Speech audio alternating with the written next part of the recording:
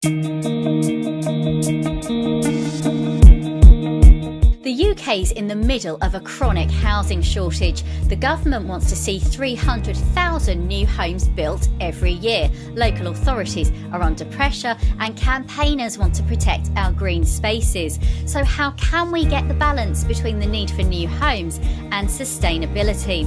I'm journalist Angela Walker, and in this podcast I talk to inspirational people and discuss underreported issues. My guest today, Helen Marshall from the Campaign to Protect Rural England in Oxfordshire, and Maxwell Marlow from the Adam Smith Institute, a think tank whose latest report suggests allowing homeowners to build up to 8 stories high will alleviate the housing crisis and boost the economy.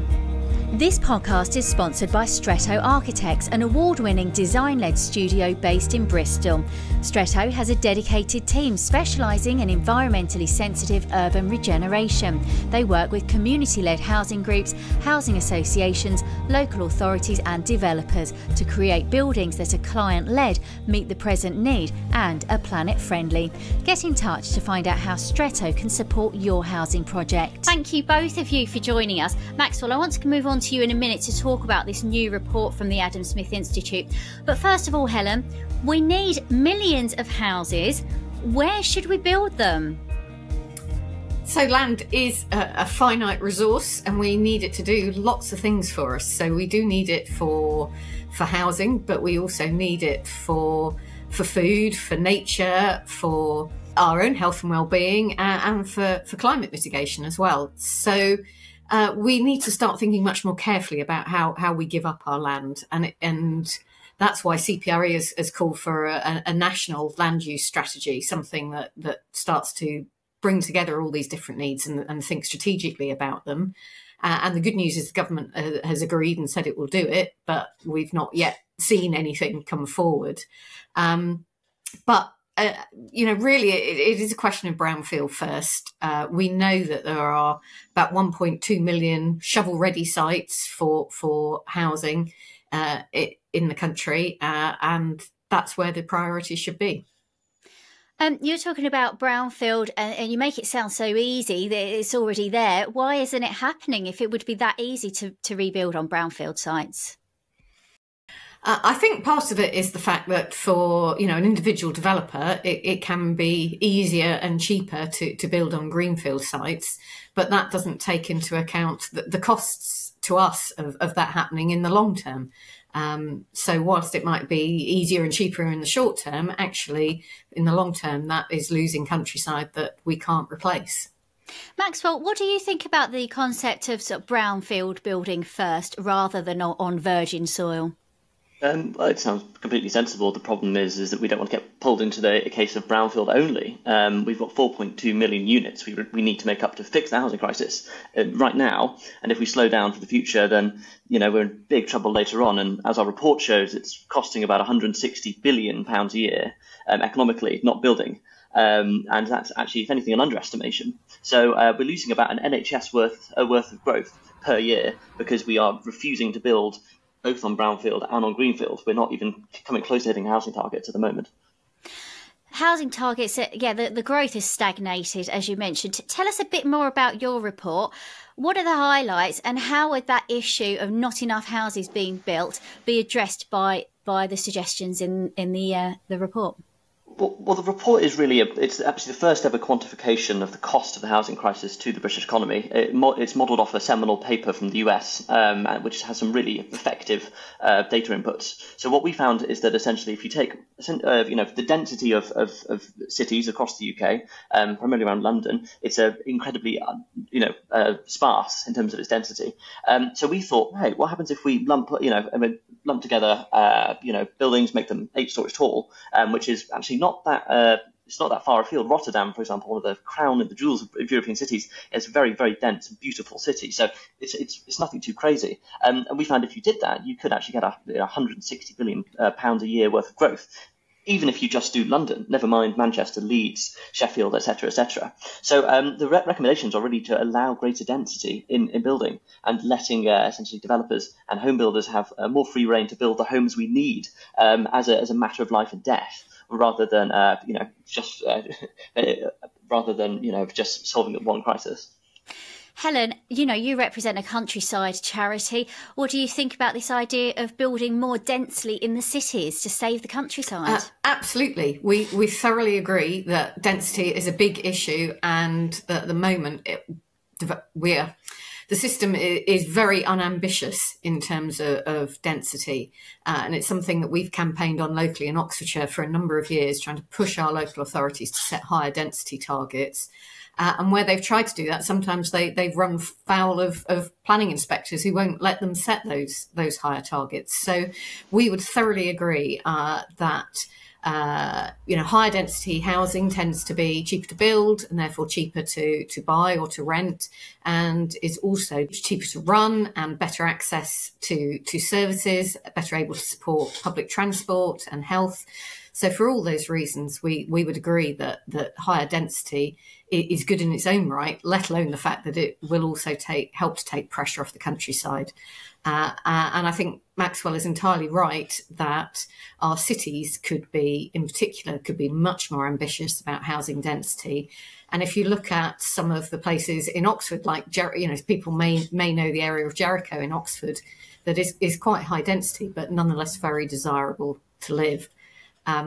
I guess my only caveat would be that the higher the density, the better the quality of design that should go along with that, because people still need access to green space and good quality housing. So higher density needs to come with good quality design, but absolutely would otherwise agree.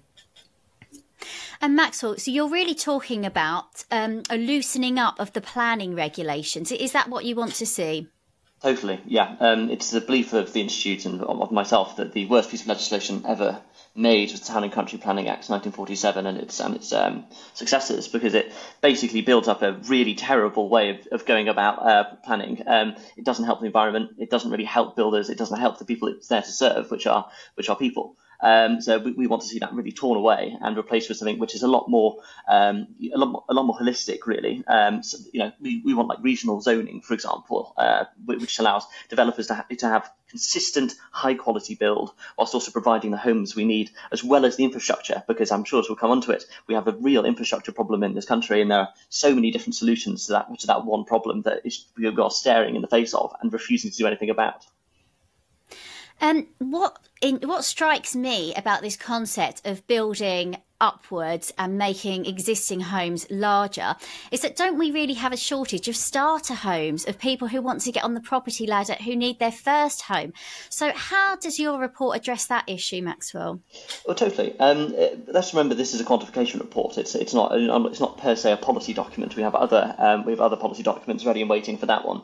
But I completely agree. We need starter homes. We need to remember the property ladder moves up and down. So my grandmother, for example, lives in quite a nice 4-bed house in Northumberland, but she lives by herself. She doesn't need all that space. A family who wants to grow into that house could do so, but there aren't any bungalows available or fit assisted living facilities in the area. Same for first home buyers. I mean, I want to get on the property ladder. I won't be able to because of current prices, but I would only want a small flat. So really, if you want to address those smaller problems, it's about building a wide variety of properties, and that means bringing down construction costs, because it makes more sense for builders to build larger units on a square foot basis in terms of cost. But so those smaller buildings are out of the picture, really. So bringing down the cost of construction by bringing down the cost of planning is a really good way of fixing that housing crisis for those who really affects the most, which are young people. Why does the cost of planning push the cost of houses up so much then?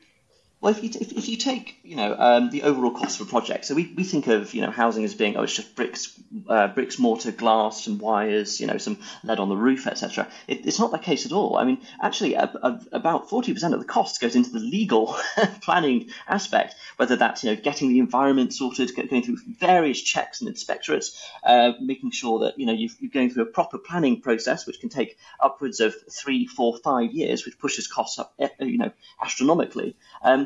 That really increases cost. Imagine if you were trying to get a phone, for example, and planning to buy a phone of over 4 years. The costs are build up over time because you're not actually being able to access that product.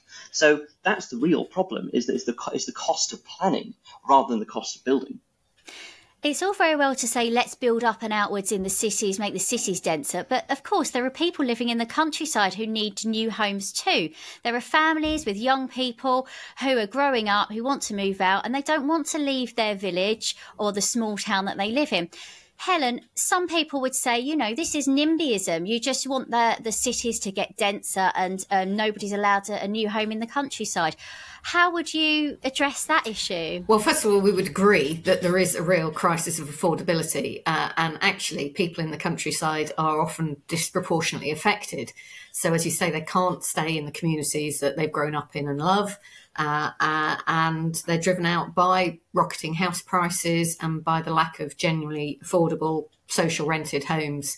And the boom in sort of second houses and short-term lets. So there is a problem there. We would say that is best addressed by working with local communities to develop small housing sites that meet that local need, so that focus on genuinely affordable social rent. And I think we would find that if that was done, it would be easier for developers through the planning system, because they wouldn't be running up against objections where housing is developed in partnership with local communities. Then they're much more willing to accept it. And we need to be thinking about how we can give more support to small and medium-sized builders who are more able to deliver these smaller sites, rather than the market being driven by a few big players. What we find is that villages are generally very keen to accept that small level of development that would meet local need. What they object to is the 1,000 houses, executive homes, often 4 bedrooms, very few of the starter houses that we've talked about, being dumped on the edge of the village with no extra investment in infrastructure or services. When we talk about planning, it's my understanding that if a local authority doesn't have a local plan in place, it's easier for developers to get their projects approved. Can you explain to us, Helen, about local plans and their role in the system? Local plans are really important because they are a sort of transparent and democratic way of local people having a say. So they are brought forward by your local authority, either the district or unitary council in your area, and they set out the development proposals for the next sort of 15 to 20 years. So the amount of development and also where any major development would go in the area. It's not a perfect process, but it does allow communities to have some transparency and some say in it. The problem is that quite a few areas throughout the country don't have these plans in place. And in those areas, that means that development comes forward on a speculative basis without that strategic thinking and involvement from communities. So we're firm believers in the local plan process. There are ways in which it could be involved. We would say that communities should have a greater say, but it is a sort of fundamental bedrock of our planning system. Maxwell, what does the Adam Smith Institute think about local plans? Do you have a view on it and how it helps or hinders building of new homes? Yeah, I mean, I would take a different view to Helen here. Unfortunately, given the scale of the crisis we're in at the moment, I think local plans are the cause of it. There are too many of what we call veto players existing within the system. As I said about the cost of construction, a lot of that is doing charrettes and engaging with local communities. And, I'm all in favour of that. I think that's a really good thing. But often they're just used at local planning meetings to try and veto any sort of development. And there are loads of cases of this up and down the country. There was quite an interesting case actually I think it's in Henley, where someone's trying to put forward a local food market and make it a proper established thing. And it's not really within the local plan, but there's a local council meeting and everyone goes forward to argue. And people were arguing about what the health and safety hygiene requirements were because someone had to go and borrow a knife off another stall about 2 months ago. This is very petty and very destructive, and local plans really don't help that. As I said earlier, we're in favour of regional planning, allowing essentially developers to have actually really beautiful, nice, high quality homes that really should be done on a kind of local referendum basis. So there should be a referendum about what you can choose as your design and where you'd like it. But that has to be enforced. That has to be, but by central government in order to railroad through those local objectives, because the local objectives are what are causing us to lose, as I said earlier, £160 billion a year in growth. Where I live, which is in the Oxfordshire-Berkshire border, we've got lots of villages here. And I think people are really worried about all these villages being joined up, in particular becoming almost like an overspill of Reading, where I am. And this is why people are objecting. Is that something that you see, Helen? Absolutely. The people who live in villages are off, have chosen to be there.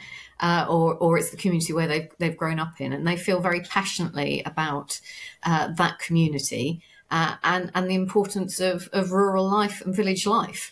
And I think that's one of the things that our planning system has achieved quite well over the years, is in terms of protecting settlements and preventing coalescence and creating the character of the English countryside that is in many ways the envy of the world. Maxwell, I've been reading this report. It's quite hefty. There's a lot of tricky maths going on in there. But one of the things that it says is we seek to answer the following question: what is the effect of housing regulation on house prices? Did you reach a conclusion to that question? But it's essentially answered the £160 billion obviously as an overall cost. But in terms of the issue we have is there's not enough data available. The Adam Smith Institute always uses publicly available data so that we can have journalists such as yourself or even critics like Helen who can come along and access the same data sources that we have. The problem is the data is not there to use. And we could spend a lot of money on getting a private modelling company who can access terabytes of data to come along, and it's really not the way of us doing it. So we didn't come to that conclusion. We did find out, however, how much infrastructure costs per person, which I think is really interesting. So that we find that per person in any new community, it costs £15,000 to provide infrastructure for that person. And our question is, where on earth is that money going to come from? Especially when we have S106 requirements and SIL requirements, essentially the community infrastructure levy, which I think is completely useless at doing the job. Helen will hear about it when she has her conversations with her stakeholders. You may notice it around Reading and Berkshire, Angela. The local infrastructure we have is failing, and it's because the system we have in place, which gives money from developers to local councils to provide infrastructure, doesn't work. So we're in favour of essentially ring-fencing that SIL money and giving it to local developers. They can integrate it within their development plans. It's a good sell for people moving in. It's a good sell for people who want to remain in the area, and it's good for future growth and generations. So that's how we solve that. But there are lots of other solutions. Infrastructure is such a hot topic. I mean, you only have to go in a Facebook community group and there's people saying, I can't get a doctor's appointment. How do I get through? The computer thing's not working. And yet down the road, they want to put another 300 homes. I mean, this is happening right here on my doorstep. And people are really worried and upset about that. There's already a lot of traffic on the roads in the morning, can't get doctors, can't get a dentist appointment. Tell me more about infrastructure and how the Adam Smith Institute suggestions work a lot to help alleviate problems with infrastructure. There's a really great group called Britain Remade, which have done some work on kind of infrastructure provision and what the planning cost of that is. And the Lower Thames crossing, for example, the paperwork required to get that built is if you lay it out piece by piece, 8 times longer than the Lower Thames crossing. That is an insane way of doing infrastructure provision, and it's happening all over the country. It's overplanned, overburdened, and it's not being provided for the people who need it the most, which is the local residents. I mean, there are other problems, of course, with doctors' appointments. That's NHS. That's a really integrated arm's length problem for government. But if we look at the actual provision of, let's say, utilities, of water, of roads, then we have a planning problem where it's too expensive to provide it, and an inefficiency problem of that provision by the CIL or the S106 obligations. Do you want to come in there, Helen? What do you think about infrastructure? Well, I would agree that infrastructure is creaking at the seams for many of our rural communities. But I think the thought of putting developers in charge of solving the problem is pretty laughable, and I don't think would have much credibility with those local communities, because we see time and again where developers have promised infrastructure that doesn't come forward. And they are long gone over the hills, and the promised green space or village hall or various other bits of infrastructure is yet to be seen, and we see that in communities time and time again. So I would agree that there is a problem. I think that perhaps in a way brings us back to the argument in favour of higher density and building, intensifying the density of our bigger towns and cities, because I think that puts people in much better place in terms of access to services and supports things like public transport. How can we hold developers to account if they, build a housing development and then push off before they've done all these things that they've promised, like putting in parks and improving the infrastructure? Is there not a regulation in place to hold them to account? It's a really good question, and it's partly where our local authorities are under pressure at the moment, because we know that they are very strapped for cash, and the enforcement teams are very under-resourced. We're hearing that in many councils, they will now only address issues that they have a sort of triage system and will only look at really, really critical issues. So there's lots of low-level concerns that are just not addressed. And even where they are looking at the more serious sort of breaches, it can be a long process to hold people to account. And it's hard to prove as well, isn't it? I mean, I've done reports, several reports on housing developments that have been built, and then later on, nearby homes are flooded, and the people living on those housing estates are convinced it's because of the displacement of water and so forth that's caused flooding where they live. But it's very, very hard to prove, and it's very hard to hold developers to account when that happens. Maxwell, what could we do about that kind of thing? Well, we already have a mechanism. It's called the market. So if a developer behaves badly and doesn't provide what it's obligated to do, it's unlikely to receive future contracts. You can see this, for example, with various different housing developers who provide really great service, and then they don't have a problem in other councils because they've heard how great the service is. The inverse is true as well. I don't want to name names, but Persimmon Homes, for example, has a lot of trouble getting new housing developments done because of the quality of their work, which is kind of well known about in kind of housing communities as not being up to standard. Whereas there are other companies, and I shan't name names there in case I sound like favoritism of my favourite housing developers, but I mean, let me tell you, there are some really good ones out there who have very little problems getting plans put through. But I just think it is a case of reforming SIL, because I think the government, the local councils, yes, they're overstretched, but their oversight of a project obviously isn't working. So we need to have another look at the regulations that govern the governing of local infrastructure provision. So that's why we advocate, as I said, for S106 and SIL reform that could really transform the way in which our houses and our communities can access that infrastructure they so badly need. Now, the government's consulting on changing building regulations at the moment, isn't it? It wants to see significant carbon savings, new homes and non-domestic buildings that are high quality and affordable to run over the long term, and new homes and non-domestic buildings that are zero carbon ready. These sound like really great ideas. Are they achievable? Maxwell, what do you think? Well, let's look at what the housing stock we have at the moment is. It's some of the oldest in Europe. It's some of the leakiest. It's the most dangerous for health. It's the smallest in Europe.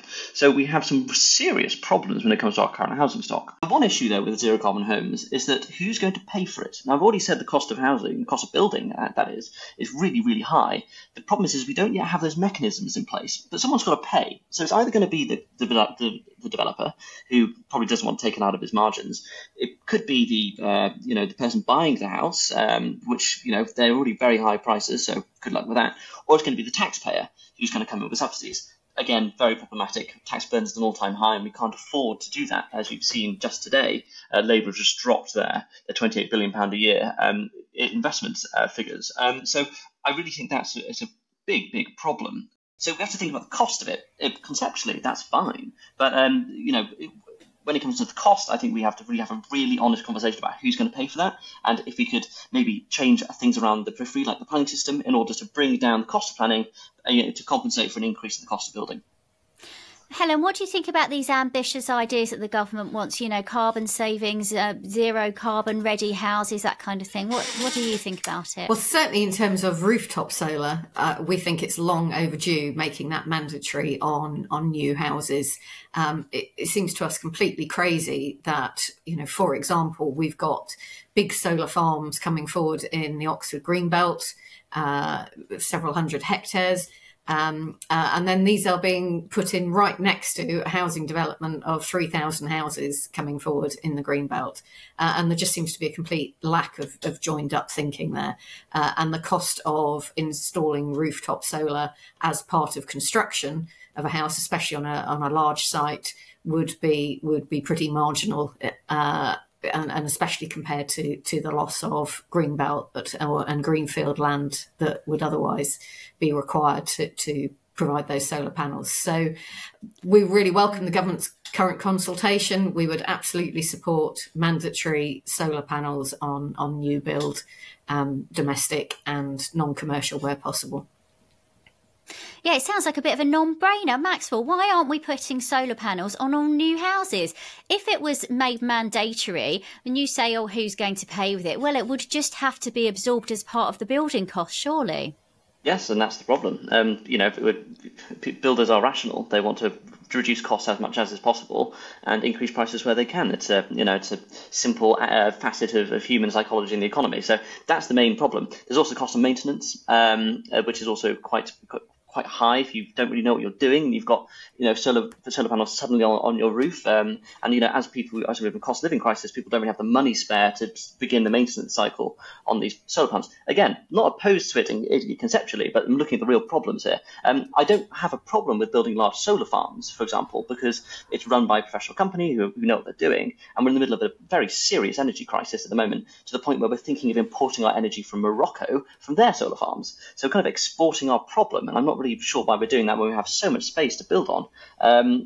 Just to come back to the Greenbelt thing, the Greenbelt's grown in size. Yes, massively. I want to talk to you about that. You're saying, we've got so much space to build on, but once we build on it, it's gone. It's not a green space anymore. And Helen, you're shaking your head. You're from a countryside charity. Maxwell says we've got so much space to build on. That's just not true in my view, particularly in the southeast of England, where we have such a high density of population, sort of the part of the highest density across Europe. Yes, not all of it is necessarily got a house on it or a building on it, but the countryside is impacted by roads and all the other developments. So there's very little tranquil space left in the southeast, and we need to preserve that and protect it. And as I said at the start, we need our countryside to deliver lots of things for us, including food, because food security is an increasing issue, including nature, because we're in the middle of a biodiversity crisis as well as a climate crisis. And we need our countryside for climate mitigation, for things like planting trees and natural flood management. But of course, solar is a greener energy. It's better than fracking, some might say. How can you be a green campaigner and not supporting solar? Some people might argue. Well, we absolutely support solar energy, but it's got to be in the right place, and that right place is rooftops. And it is a no-brainer. Why should we not be putting solar panels on, particularly on new build, but also retrofitting?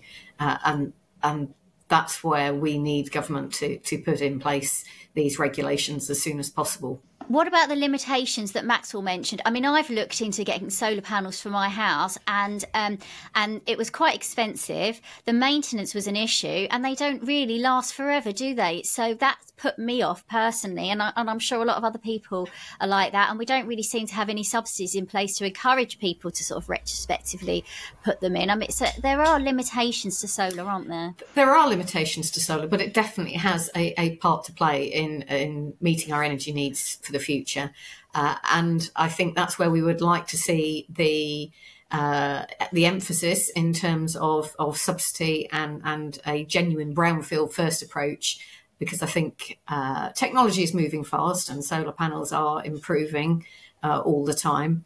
I think there are lots of people who now run them quite happily and have got their heads around it and are finding that it works for them. And, obviously with energy bills going up, it is a real way for people to look to long term and to provide their own energy security and to keep on top of those bills. Well, I mean, we could put it on buildings and have solar farms. I don't see why you can't have both. I think it's really important. I mean, we speak about the density, how much green space do we have? We have just as much, well, really quite similar amount of green space as we did in the 40s, because the green belt's grown and grown for some reason, even though the majority of it isn't that green. And we still have those those areas of outstanding natural beauty. They're not going anywhere. I can't see Persimmon going up to the Lake District to start dropping red bricks all over Lake Windermere. I don't see that happening. But especially in the southeast, we still have loads of space, right? I mean, only 7% of the UK is actually built on. The rest of it is actually kind of green or brownfield site. I think that's really important to remember. We have loads and loads of space that we're just choosing not to build on, and it's partly the NIMBYism of saying, "I'm sorry, Helen, we should have X, but it needs to be in the right place, or housing needs to be affordable." Well, we actually have some of the highest numbers of social housing per capita in the UK, and the fact we're not building enough private housing means that no matter what housing you build will be unaffordable unless there is considerable subsidy from money we don't have. So it's a case of essentially saying we need to run through these NIMBY problems, build the damn thing, sorry to say, and get on with it, because we don't have the time, we don't have the money, and I'm not getting any younger, and I would like to buy my own house, please. And it's something shared across my generation, and it's not going to be the case if we keep objecting to things over, not the right place or unaffordable. It makes me really upset, to be honest, because this is dealing with my life, and it's making me poorer. I find the term NIMBY quite offensive, actually, because I think it's just a cheap jibe and doesn't really take into account the fact that the people who care about these things and get involved are those who care most about their community and their local environment. And if they don't care, then who should? I think we all accept that there is a housing affordability crisis. The way to deal with that is to focus on bringing forward housing that is for social rent, and in perpetuity, so that it is for prioritised for local people in perpetuity. We need to think much more carefully about brownfield first, and focusing on those 1.2 million shovel-ready brownfield sites across the country. We need to think about density and being much more ambitious about density across the piece. So both in our cities, but also upping the density on greenfield sites as well, where they are allocated for development. We should be maximising the use of those sites. If it were easy, we would have done it already. I think that the planning system does need some reform, but the idea of virtually dismantling it altogether and just letting the market have a free-for-all and those with the most money dictating doesn't seem to me to be the right solution. At all. I think we think that the planning system actually does need reform, but that should be to put community and nature at its heart. Maxwell, Helen wants to see brownfield sites built on first. I know it's easier for developers to start on a fresh site. Can't we just bring in some regulation that means that they have to build on the brownfield first? Why can't we do that? Well, there's some exciting stuff you can do. So, for example, clean-up costs are very high, and the way in which the government currently manages clean-up cost compensation is they pay at the end of the project. So if you're a developer who comes in to clean up a site, an ex-industrial site, let's say they used to make car batteries there, you have to do a lot of industrial waste clearance and sanitation.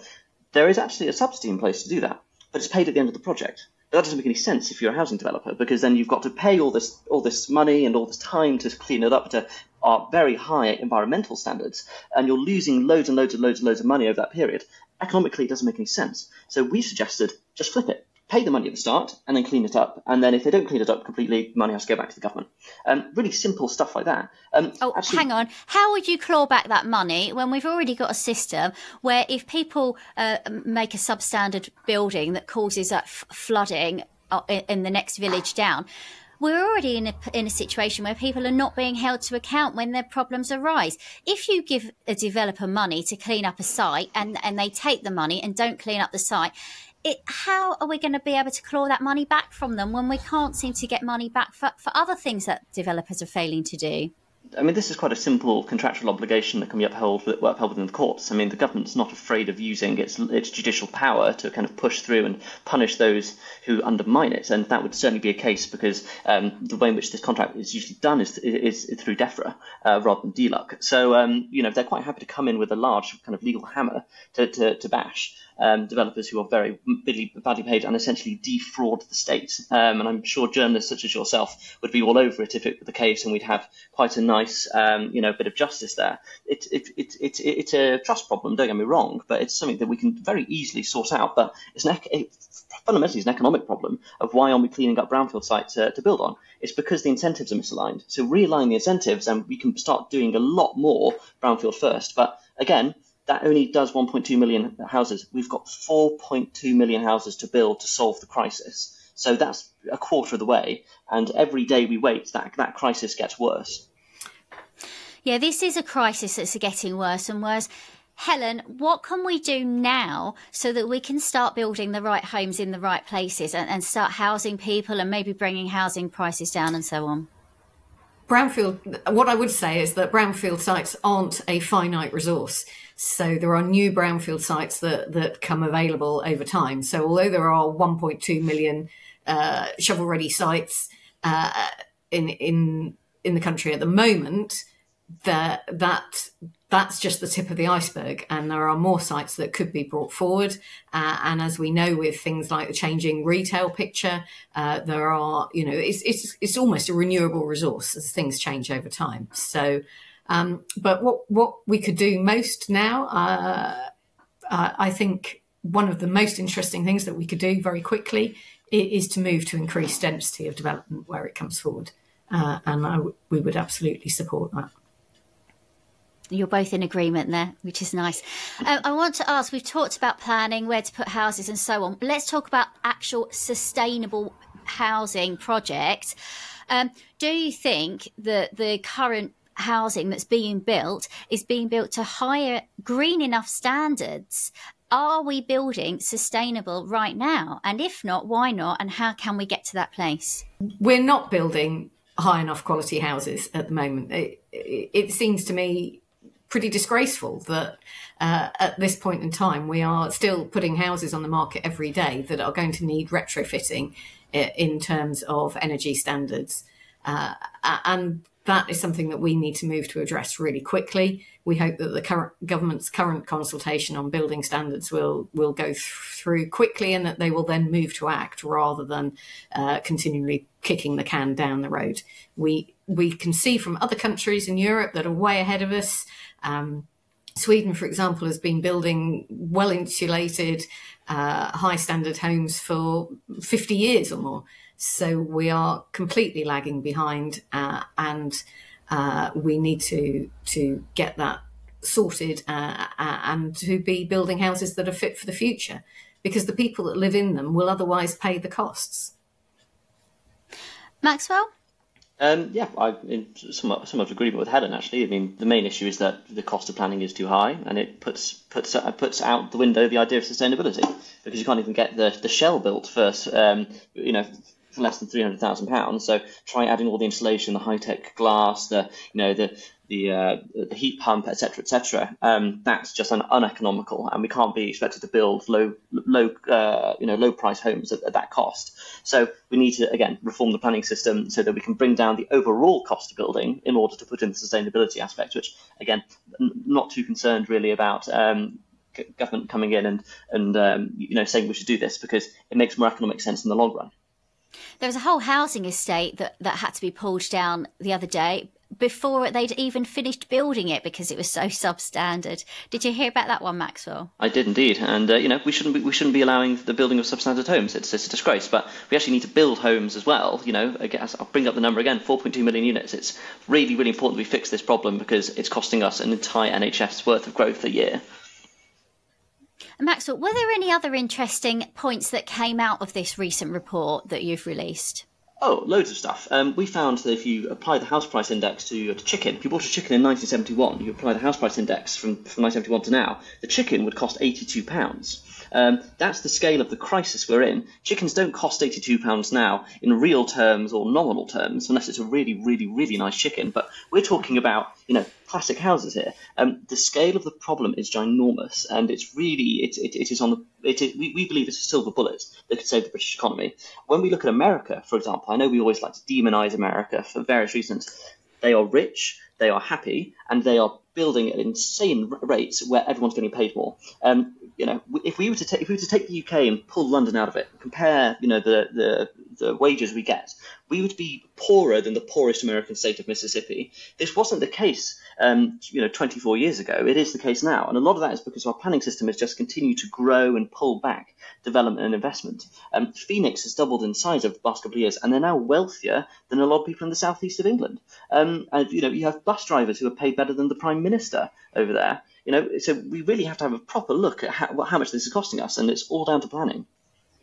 Helen? I just don't recognise the picture that with all those problems, you can put it all on the door of the planning system. It seems to me that the planning system is there when it works well to adjudicate between different interests, between the economy, between the environment, and between communities. And that's why it's there to stop a free-for-all and those that happen to have land or happen to have money being able to do exactly what they like. And if we don't think that that's right, if we don't think that anybody should be able to build what they like wherever, we need some kind of system of regulation. And that's what the planning system is there for, and why it's important. Now, does it need does it need some reform? Does it need to be brought up to date? Does it need to be restructured in a way that it is there to address our climate and nature emergencies? Absolutely. But the thought that we should scrap it altogether just seems to me to be opening the door to a future that none of us would like to see. Maxwell, do you want to scrap planning altogether? Do you want a free-for-all so that people can build wherever they want? Not at all, but I think we need to have a serious conversation about why the planning system is so bad. If we want to address Helen's point that she doesn't believe it's a silver bullet, we can't build bridges, we can't build railways. HS2, the problem with that was planning. We can't build new businesses, we haven't got enough lab space, so our key sectors of R&D can't grow. It affects our farming, it affects our food, it affects where people like me can live, professionals who live in a city, maybe want to move out. I can't move out and enjoy more country space because it affects the cost of housing. It is a panacea. We published a report called The Housing Theory of Everything. I really do recommend it. If you can't build, it increases your pollution because essentially you've got to drive everywhere, and because local infrastructure is underfunded because we can't get more builders in to generate more SIL money and S106 money, then it continues to be underfunded. It is a rolling crisis that touches everything in the economy. If we don't fix it by having a fundamental look again at the planning system, which isn't laissez-faire, it's still there still has to be some regulation there, but it needs to be much more free to actually adapt and innovatively, change to the needs of the entire country, not just those isolated communities. Helen, what about a massive overhaul of the planning system? What parts of the planning system would you be happy to see relaxed? Well, I think what we would like to see change in the planning system is to put communities at the heart of decision making. So, for example, neighbourhood planning, which has been sort of coming to the fore in the last 10 to 20 years, we think is a really good way of allowing communities to have a say in what they want for their local area. And I think if we could invest more in neighbourhood planning and bring that to the front, that might actually facilitate more building and more development, but in keeping with the wishes of the local communities. So we're big fans of neighbourhood planning, but that needs to have some protection within the system. So allow people who've invested time in neighbourhood planning need to know that those neighbourhood plans will be followed and not overridden by other, by development applications coming through on a speculative basis. And I think it needs to be part of a bigger conversation as well about how we use land, which is a finite resource and which we need to deliver all sorts of things for us. So yes, we need housing, but yes, we also need food. We also need nature, not just a sort of nice, pretty nature that's lovely to look at, but actually nature that delivers so much for us in terms of clean air and clean water, and all sorts of other benefits. So we do need that conversation about how we use land in a small country where land is a scarce resource. Any final thoughts, Maxwell? I want to bring up a statistic that I found out about. It's part of the research of the paper. Essentially, if you take the gross value of all the buildings in the UK and compare it to the gross value of all the all the companies in the UK, it's 3 to 1. So that means we have 3 times more value held in property and real estate than we do in any of the productive assets in industry and the economy. In America, that's 1 to 1, and you wonder why they're so much richer. Planning is at the heart of that, and I really, your listeners should know, if we do not fix planning to make it work for everyone, not just local communities, not just for nature, but for the economy and for young people specifically, then we're going to have a really hard time growing and being a wealthy country, a happy country, and a healthy country in the future. I want to just pick up on that, really, because we've lost a lot of industry in this country. We've lost a lot of factories. We're importing lots of stuff. That's not down to planning, is it? Well, that's down to the world economy. Of course. So now we need to start, specialising where we can, which is in financial services. It's in the general service industry. It's in lab space R&D. We want to, the Oxford Cambridge Arc was vetoed for planning reasons, and we could have created what could have been equivalent to kind of the California hyper tech space. They could have had our own Silicon Valley in England, but we said no for planning reasons. It drives you mad how wealthy that could have made everybody in the country, but we've decided not to do it because planning. So it's stuff like that. So because our planning system does not allow us to adapt quickly, it means everyone's poorer later on, because all this stuff requires capital, it requires investment, it requires infrastructure, and the planning system exists to stop that. If you read Hansard when it was first brought in, if you read the current Greenbelt documentation done by the government, they don't mention nature, they don't mention the environment, they mention stopping urban sprawl and stopping economic growth. That is the problem, and that is why I, as an economist, am really upset by the planning system, and and as a young person, for my future and the future of my friends and family in general. Any final thoughts, Helen? I think if we're going to talk about the Oxcam Arc, I would say that was stopped because it was a purely economic-driven project and didn't take into account the environment or the social aspects, and therefore wasn't sustainable development in the broad picture of things. And actually there is, we need to be more creative and innovative. I mean, one of our examples is that, yes, for example, Oxford is renowned for its science and technology and leading the way. Does that mean that every spin-off company or every sort of technology development that is driven by Oxford University has to be delivered in the city of Oxford? Yes. Scientists are able to collaborate all around the world together these days. And what's to stop Oxford, if it can have campuses in China, why can it not have campuses in North Wales? There are things we could do around twinning and sharing economic benefits that certainly should be looked at. My final thought is that the countryside and the rural character of England is part of what makes England. If you ask people, they might talk about the NHS and then probably the countryside. But we really need it. We really need the countryside, not just because it's pretty and nice to look at in places. It is part of our economy. It is part of our social fabric, and obviously it's part of our creating a healthy environment. So we need to be mindful of all those things before we squander it on development. And where development does come forward, it should be the right development in the right place. And I know that's easy to say, it's less easy to deliver, but that doesn't mean that isn't what we should be aiming for. Thank you both so much for joining me. Helen Marshall from the CPRE Oxfordshire and Maxwell Marlow from the Adam Smith Institute. Thank you. You've been listening to Angela Walker in Conversation. I hope you've enjoyed the show.